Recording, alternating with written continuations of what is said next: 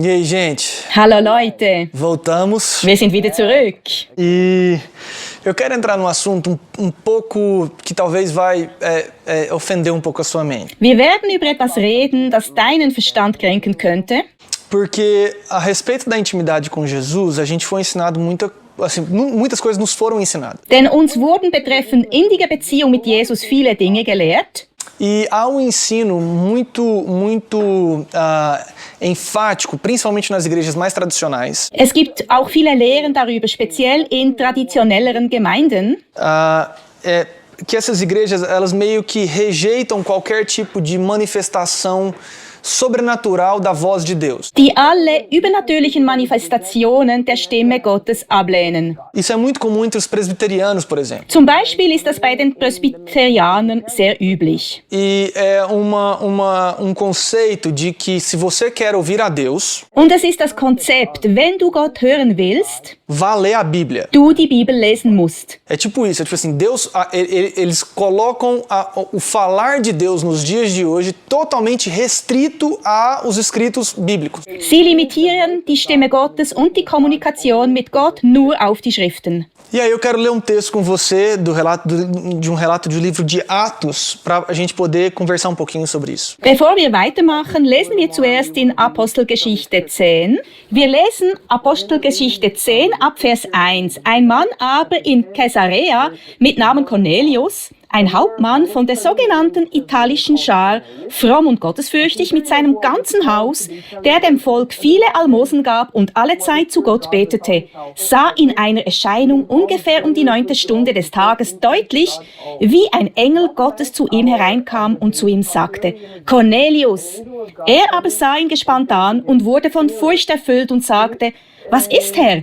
Er sprach aber zu ihm, deine Gebete und deine Almosen sind hinaufgestiegen zum Gedächtnis vor Gott. Und jetzt sende Männer nach Joppe und lass Simon holen, der den Beinamen Petrus hat. Dieser herbergt bei einem Gerber Simon, dessen Haus am Meer ist. Als aber der Engel, der mit ihm redete, weggegangen war, rief er 2 seiner Hausknechte und einen gottesfürchtigen Soldaten von denen, die beständig bei ihm waren. Und als er ihnen alles erzählt hatte, sandte er sie nach Joppe. Am folgenden Tag aber, während jene reisten und sich der Stadt näherten, stieg Petrus um die 6. Stunde auf das Dach, um zu beten. Esse é o ponto que a gente vai começar a perceber certo choque na nossa mente. Das ist der Punkt, wo unser Verstand einen kleinen Schock bekommt. Deixa eu te dar um contexto bem rapidinho do que estava acontecendo nesse período. Ich möchte dir einen Kontext zeigen, was zu dieser Zeit vor sich ging. Nós estamos falando de uma igreja que começou recentemente, Wir reden von einer Gemeinde, die gerade gegründet wurde. que lá em Atos no capítulo 2 foi revestida com o poder do Espírito Santo. In Apostelgeschichte 2 war der Heilige Geist auf sie gekommen. E os apóstolos e os discípulos estão pregando o evangelho, Die Apostel und Jünger predigten das Evangelium, curando os enfermos, heilten Kranke, manifestando o sobrenatural. manifestierten das Übernatürliche. Estão sendo perseguidos pelos judeus. Sie wurden auch von den Jugend verfolgt. E eles eram meio que fora da lei nesse quesito religioso. Und sie waren so etwas wie außerhalb des Gesetzes, wenn es um Religion ging. Mas eles estavam crescendo, as pessoas estavam se convertendo. Sie wuchsen super schnell. Viele Menschen gaben ihr Leben Jesus. Os sinais estavam acompanhando cada um deles. Zeichen folgten ihnen allen. Eles tinham uma doutrina, uma rotina de comer juntos, de compartilhar juntos. Sie hatten die Gemeinschaft, gemeinsam zu essen und alles miteinander zu teilen. Mas tudo isso num contexto de Jerusalém e região. All das beschränkte sich auf Jerusalem und auf die Städte im näheren Umkreis, um Jerusalem herum. Pedro e os primeiros discípulos pregavam somente aos judeus. Petrus und einige der ersten Jünger predigten ausschließlich zu Juden. Eles acreditavam que a promessa que havia sido dada por Jesus a respeito do Espírito Santo era exclusiva ainda a Israel. Sie glaubten, dass die von Jesus gegebenen Verheißungen über den Heiligen Geist nur für die Menschen von Israel waren. E aí, vamos ler o que aconteceu com Pedro. Was geschah mit Petrus? Ele chega na casa ele recebe a visita desse centurião, na verdade é o seguinte, ele está preparando para ser visitado por Cornélio. Er hatte alles vorbereitet für den Besuch von Cornelius. Na verdade, sem saber, ele estava se preparando. Er war sich dessen nicht wirklich bewusst, aber er machte sich dafür bereit. E a loucura é essa. Pedro, então, ele sobe para orar no terraço da casa que ele estava hospedado. Petrus ging also auf den Dachboden, wo er wohnte, um zu beten. Verso 10. Tendo fome, queria comer. Enquanto a refeição estava sendo preparada, entrou em êxtase. Schau Vers 10. Er wurde aber hungrig und verlangte zu essen. Während sie ihm aber etwas zubereiteten, kam eine Verzückung über ihn. E aí Pedro viu, versículo 11, um céu aberto e algo semelhante a um grande lençol que descia à terra preso pelas 4 pontas, contendo toda espécie de quadrúpedes, bem como de répteis da terra e aves do céu. Schau Vers 11. Und sieht den Himmel geöffnet und ein Gefäß gleich einem großen leinenen Tuch herabkommen an 4 Zipfeln auf die Erde herabgelassen. Darin waren allerlei vierfüßige und kriechende Tiere der Erde und Vögel des Himmels. E aí uma voz lhe disse, Pedro, levante-se, mate e coma. Und eine Stimme erging an ihn, steh auf, Petrus, schlachte und iss. Nós estamos falando de uma experiência espiritual de Pedro. Wir reden hier über ein Erlebnis, das Petrus hatte. E ele tá tendo uma visão sobrenatural. Er hatte diese übernatürliche Vision. E de repente ele está vendo todas as espécies de animais. Er sah all diese verschiedenen vierfüßigen Tiere E répteis e aves. und Vögel in der Luft. E ele recebe um direcionamento dessa voz sobrenatural de que ele deveria matar e comer. Dann sagt ihm eine Stimme, all diese Tiere zu töten und sie zu essen. Lembrando, Pedro está com fome. Vergesst nicht, Petrus war hungrig. Então, teoricamente, ele deveria estar vendo ali uma oportunidade de saciar a sua fome. Diese Szene könnte auch so gesehen werden, dass er dadurch seinen Hunger stillen konnte. Mas Pedro respondeu, de modo nenhum, Senhor. Jamais comi algo impuro ou imundo. Vers 14. Petrus aber sprach, keineswegs, Herr, denn niemals habe ich irgendetwas Gemeines oder Unreines gegessen. Pedro reconheceu que aquela voz era de Jesus. Petrus hatte erkannt, dass diese Stimme von Jesus kam. E ele foi capaz de falar, não, Senhor, eu não vou fazer o que você está falando. Und obwohl er die Stimme des Herrn erkannte, sagte er, dass er das nicht macht. Sabe por que Pedro falou que não ia fazer? Weißt du, warum Petrus sagte, dass er das nicht macht? Porque estava escrito na Bíblia. Weil es so in der Bibel steht. Na Bíblia de Pedro estava escrito que aqueles animais eram proibidos de serem comidos. Und in der Bibel, die Petrus hatte, war es verboten, diese Tiere zu essen. Se você lê os livros de Levítico E Deuteronômio. Wenn du das Buch der Leviten im 5. Mose liest, você vai ver uma Uma série de restrições alimentares impostas por Deus findest du eine Anzahl von gottgegebenen Restriktionen hinsichtlich Nahrungsmittel para os judeus. für die Juden. Pedro era judeu. Petrus war Jude. Então ele não ia comer aqueles animais. Er würde diese Tiere nie essen. Acontece que Jesus estava falando para ele comer. Aber es war Gott, der ihm sagte, er sollte sie essen. E por que Pedro não ia comer? Warum wollte Petrus sie nicht essen? Porque estava escrito. Weil es geschrieben stand. Mateus, o que você está querendo dizer? dizer, Matthäus, was ist der Punkt? para o seu relacionamento de intimidade com Jesus, Für deine vertrauliche Gemeinschaft mit Jesus você vai ter que abrir mão de todo o conhecimento prévio religioso que você já teve na sua vida. wirst du dein religiöses Wissen, das du im Leben angesammelt hast, loslassen müssen. Sabe por quê? Weißt du warum?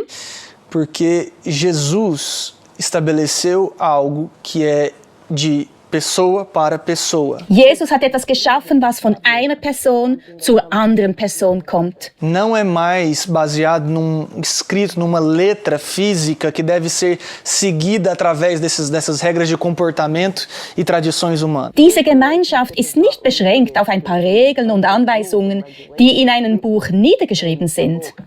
E talvez você não esteja desenvolvendo uma intimidade com Jesus hoje, Und vielleicht entwickelt sich deine Beziehung mit Jesus nicht oder du wächst nicht darin, porque não está escrito na Bíblia. weil es nicht in der Bibel steht. Mateus está falando para mim que a Bíblia é desnecessária?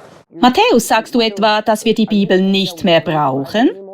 Não, não é isso que eu estou dizendo. Nein, das sage ich nicht. O que eu estou dizendo é para que você possa receber plenamente dessa intimidade com Jesus. Damit du ganz diese Intimität mit Jesus bekommst, Nada pode estar acima do seu próprio relacionamento com Jesus de pessoa para pessoa. nichts kann über deine Beziehung mit Jesus stehen. Diese Beziehung ist von Person zu Person. Talvez isso seja pouco chocante para você, Das könnte für dich etwas schockierend sein. mas aqui Jesus está falando para Pedro desobedecer à Bíblia. Hier sagt Gott zu Petrus, der Bibel gegenüber ungehorsam zu sein. Ele está falando para Pedro comer algo que biblicamente era proibido. Er sagt Petrus, dass er etwas essen soll, das biblisch verboten ist. Pedro deveria comer desses alimentos. Petrus sollte diese Tiere essen. Mesmo que aqueles alimentos fossem teoricamente proibidos para aquele povo. Er sollte sie essen, obwohl diese Tiere für diese Menschen verboten waren. Por quê?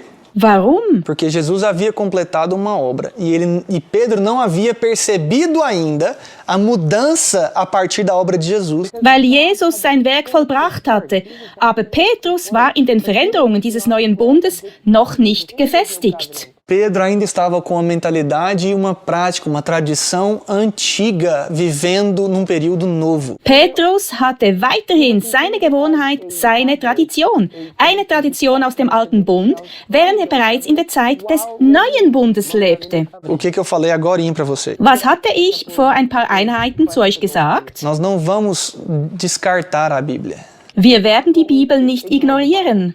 Nós vamos aprender de uma vez por todas Wir werden ein für alle Mal lernen, que não há limites, nem mesmo bíblicos, de experimentar Jesus. dass es keine biblischen Beschränkungen für dich gibt, Jesus zu erleben. E que você vai ter que abrir mão dos seus conceitos prévios até de interpretação bíblica, Und du musst dein altes Wissen oder deine biblischen Interpretationen loslassen, para que Jesus possa trazer o verdadeiro significado do que está escrito, inclusive na Bíblia. damit Jesus die wahre Bedeutung bringen kann, was in der Bibel geschrieben steht. Sabe por que muitos cristãos não desenvolvem intimidade com Deus? Weißt du, warum viele Christen ihre Beziehung mit Gott nicht entwickeln? Porque eles leem coisas na Bíblia Weil sie in der Bibel etwas lesen e eles tiram conclusões erradas do que está escrito. und es falsch interpretieren. Porque antes de lerem a Bíblia, Weil sie vor dem Lesen der Bibel eles não vão para Jesus. ihre Augen nicht auf Jesus richten Eles não desenvolvem intimidade com Jesus. und so in ihrer Gemeinschaft mit Jesus nicht wachsen. Eu vou te dar um exemplo bem prático só para você entender do que eu estou falando. Ich gebe dir dafür ein praktisches Beispiel. A 2 Crônica 7. 2. Chronik 7, Vers 14. Tem aquela famosa passagem, se o meu povo,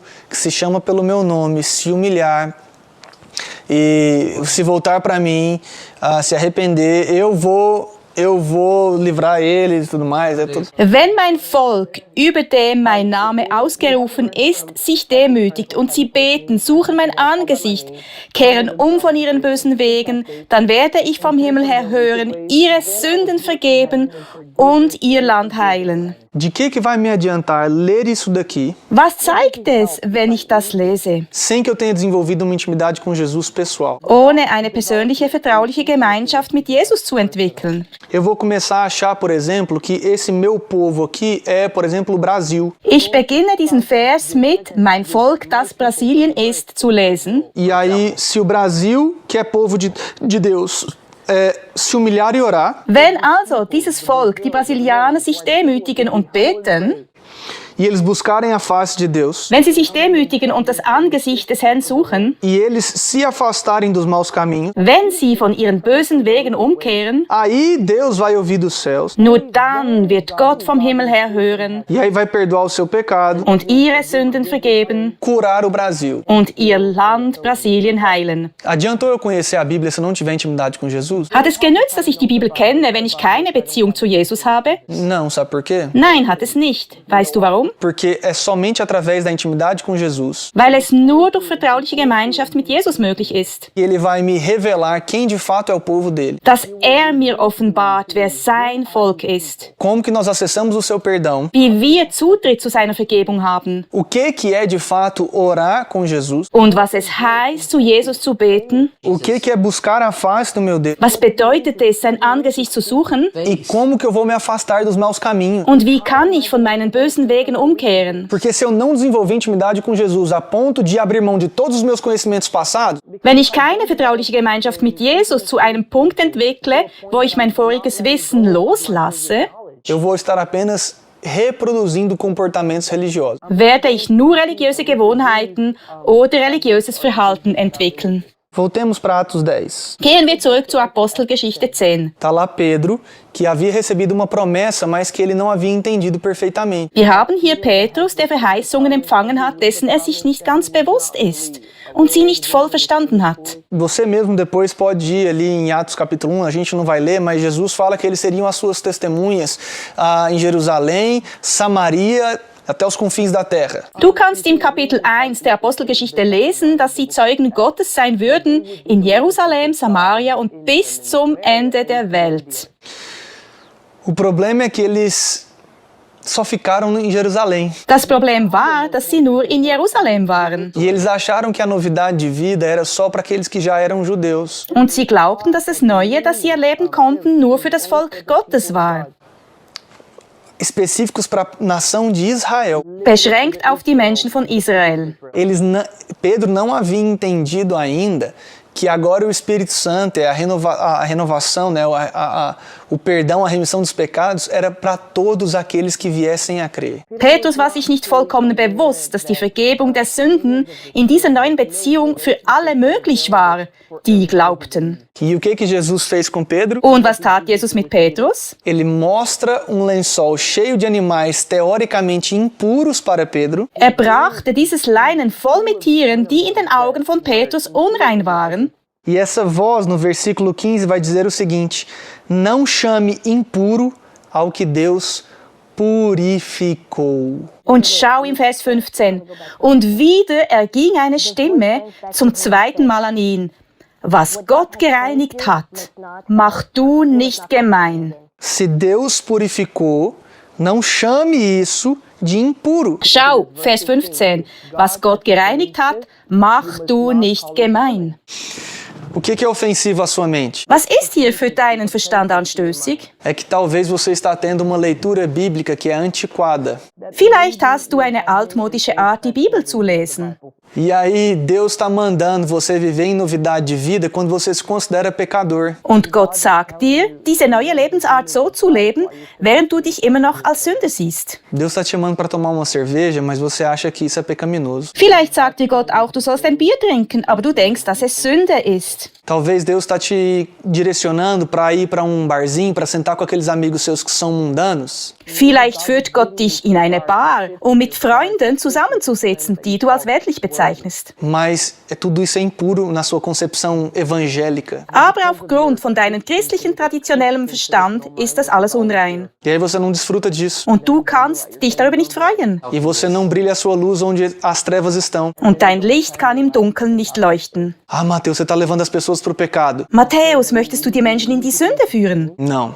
Nein. Eu estou relembrando cada um de nós Ich möchte nur jeden von uns daran erinnern, que há uma novidade de vida modelada por Jesus, dass es ein neues, von Jesus vorbereitetes Leben gibt, que extrapola as tradições humanas. das über alte menschliche Traditionen hinausgeht. Jesus era justamente a pessoa que veio, foi justamente a pessoa que veio para quebrar a tradição judaica. Jesus war die Person, die kam, um die jüdische Tradition zu brechen. Veja, ele não veio para quebrar a lei, Er kam nicht, um das Gesetz zu brechen. Er erfüllte das Gesetz. mas ele quebrou a tradição judaica. Aber er brach die jüdischen Traditionen. Ele sentou com pecadores, Er setzte sich zu den Sündern. ele comeu com publicanos, Er hat mit den Sündern gegessen. ele permitiu com que a prostituta se aproximasse dele, Er erlaubte der Prostituierten, sich ihm zu nähern. ele deixou aquela mulher com sangramento que era impura na religião judaica encostar nele, Er erlaubte es der blutflüssigen Frau, die in der jüdischen Tradition als unrein galt, ihn zu berühren. ele começa a quebrar as tradições Er begann, diese Traditionen zu brechen, para mostrar a genuína essência de quem Deus é. um die wahre Essenz dessen zu zeigen, wer Gott wirklich ist. Você vai precisar abrir mão do seu conhecimento prévio bíblico Du musst all dein altes biblisches Wissen loslassen, para que você possa experimentar totalmente de quem Deus é. damit du erleben kannst, wer Gott wirklich ist. Talvez a sua zona de conforto seja, não, Deus só fala do que está na Bíblia. Vielleicht ist deine Komfortzone darauf beschränkt, dass Gott nur das sagt, was in der Bibel steht. E quando Deus aparentemente disser algo que não está na Bíblia, ou pior, como foi em Pedro, contradizendo o que ele conhecia por Bíblia? Was ist, wenn Gott etwas sagt, das nicht in der Bibel steht oder im schlimmsten Fall sogar konträr zu dem steht, was die Bibel sagt, wie im Falle von Petrus? A aula de hoje é sobre você aprender a confiar plenamente em Jesus. Diese Lektion von heute dient dazu, vollkommen Jesus zu vertrauen. Ele quer ressignificar todo o seu conhecimento, inclusive bíblico, Möchte all deinen Erkenntnissen, deinem Bibelwissen eine neue Bedeutung geben, para que você não coloque nenhum tipo de limitação na expressão de Deus através de você. damit du dir keine Beschränkungen hinsichtlich dem Ausdruck Gottes auferlegst. Eu sei que parece ofensivo, Ich weiß, es klingt anstößig. eu sei que dá um pouco de medo falar um pouco dessas coisas, Ich weiß, es ist etwas angsteinflößend, über diese Dinge zu sprechen. porque nós temos um apego gigantesco com a tal da Bíblia. Wir leben in einer Art von traditioneller Abhängigkeit der Bibel gegenüber. Deixa eu só causar uma reflexão com você. Ich möchte dir einen Denkanstoß geben. Se a Bíblia é essencial ou ela é indispensável para o desenvolvimento de intimidade com Deus, Wenn die Bibel essentiell oder unerlässlich ist für deine innige Gemeinschaft mit Gott, como que os discípulos serviam a Deus? wie haben es die Jünger geschafft, Gott zu dienen? Me responde aí. Kannst du antworten? Como que Paulo conseguiu pregar o Evangelho da Graça se não tinha Bíblia? Wie hat Paulus das Evangelium der Gnade gepredigt, wenn er doch gar keine Bibel hatte? Como que Filipe é trasladado de um lugar para outro depois de ter batizado um soldado da Etiópia? Wie wurde Philippus von einem an einen anderen Ort versetzt, nachdem er einen äthiopischen Soldaten getauft hatte? Qual que é o conhecimento bíblico, qual que era o embasamento bíblico de Filipe para ele acontecer tudo isso? Was war die biblische Grundlage von Philippus, dass so etwas mit ihm geschah? Nós precisamos ultrapassar no nosso relacionamento com Jesus Wir müssen in unserer Beziehung mit Jesus dahinter schauen. essas limitações humanas. Wir müssen hinter all diese menschlichen Beschränkungen schauen. A Bíblia é importante? Ist die Bibel wichtig? Demais. Sehr sogar. Excelente instrumento que Deus nos concedeu. Es ist ein exzellentes Werkzeug, das Gott uns gegeben hat. Mas ela não é essencial. Aber sie ist nicht essentiell. Sabe o que é essencial? Weißt du, was essentiell ist? Você se render a Jesus. Deine Hingabe an Jesus. Você se expor ao Espírito Santo. Dich dem Heiligen Geist auszusetzen. Você permitir e crer genuinamente a depender em Jesus. Deine Zulassen, deine Entscheidung, vollkommen von Jesus abhängig zu sein. É você crer que Jesus pode e vai falar com você. Dein Glaube, dass Gott zu dir sprechen wird. Ainda que isso seja uma fala para ressignificar o que está até mesmo escrito naquilo que você entende por ser a palavra de Deus. Und sogar, wenn diese Stimme kommt und eine neue Bedeutung gibt, wie du das Wort Gottes bisher verstanden hast. Continuando o raciocínio, como é que a Bíblia seria indispensável e a única forma de nós desenvolvermos intimidade com Deus? Wenn wir den Denkanstoß verfolgen, dass die Bibel so essentiell ist und dass wir ohne sie keine Beziehung mit Gott entwickeln können, como que as pessoas não letradas conseguiriam desenvolver intimidade com Deus? wie ist es dann möglich, dass ungebildete Menschen eine Beziehung mit Jesus eingehen können? Por exemplo, Zum Beispiel as pessoas que não falavam nem grego nem hebraico nos tempos das cartas apostólicas. in Zeiten der Epistel gab es Menschen, die weder Griechisch noch Hebräisch sprachen Ou pelo menos eles não eram letrados, eles não liam nessas línguas. oder ungebildet waren und diese Sprachen nicht lesen konnten. Porque haviam povos bárbaros sendo alcançados. Menschen lebten außerhalb von erreichbaren Zonen. Escravos, eles estavam se convertendo. Sklaven hatten zum Beispiel ihr Leben Jesus gegeben. E agora, o cara não sabe ler nem grego nem hebraico, como que ele vai ter intimidade com Deus? Und diese Menschen können weder Griechisch noch Hebräisch lesen. Wie kann so jemand eine Beziehung mit Jesus entwickeln? E para piorar, na história da igreja, a gente vai ver a Bíblia ficando restrita a só sacerdócio. Noch schlimmer, wir sehen in der Kirchengeschichte, dass die Bibel ausschließlich Priestern vorbehalten war. Você acha que durante esse período Deus não falou com mais ninguém? Glaubst du, dass während der Zeit, wo Menschen keinen Zugang zur Bibel hatten, Gott nicht zu seinem Volk gesprochen hat? Então, enquanto não houve o acesso à Bíblia, Jesus não se manifestava às pessoas. Wenn also Menschen keinen Zugang zur Bibel hatten, hat sich Gott und Jesus dann diesen Menschen gegenüber nicht manifestiert? Até que alguém tenha traduzido a Bíblia, por exemplo, para Braille. Os surdos e os cegos, eles não conheciam a Bíblia. Sei lá, os cegos, né, não conseguiam ler. Oder hatten zum Beispiel Blinde keine Möglichkeit, Gott zu hören, bevor die Bibel in Blindenschrift übersetzt wurde?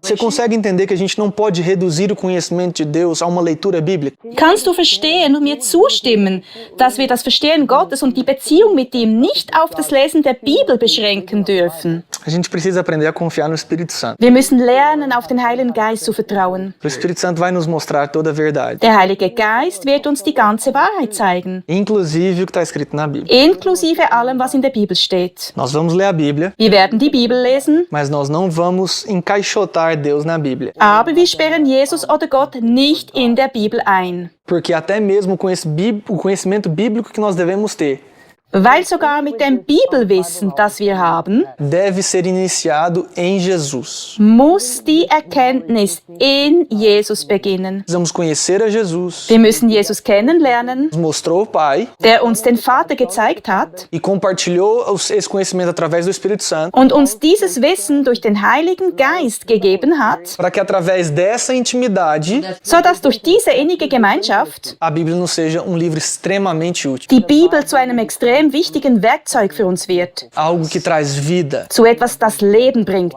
algo que de fato possa ser um instrumento de conversão e de trazer luz aos outros. ein Instrument, das anderen Licht bringt. Sem intimidade com Deus, a Bíblia é só mais uma faca usada para ameaçar e matar pessoas. Ohne Gemeinschaft mit Jesus, Gott und dem Heiligen Geist wird die Bibel einfach zu einem Messer, das verwendet wird, andere Menschen zu attackieren und zu töten. E é por isso que daqui a pouquinho, na próxima aula, eu quero falar um pouquinho sobre a dependência de Jesus que nos leva a utilizar a Bíblia de maneira sábia. Deshalb möchte ich in der nächsten Lektion darüber sprechen, wie wir von Jesus abhängig sein müssen, damit wir die Bibel auf weise Art verwenden. Eu te vejo já já. Bis bald!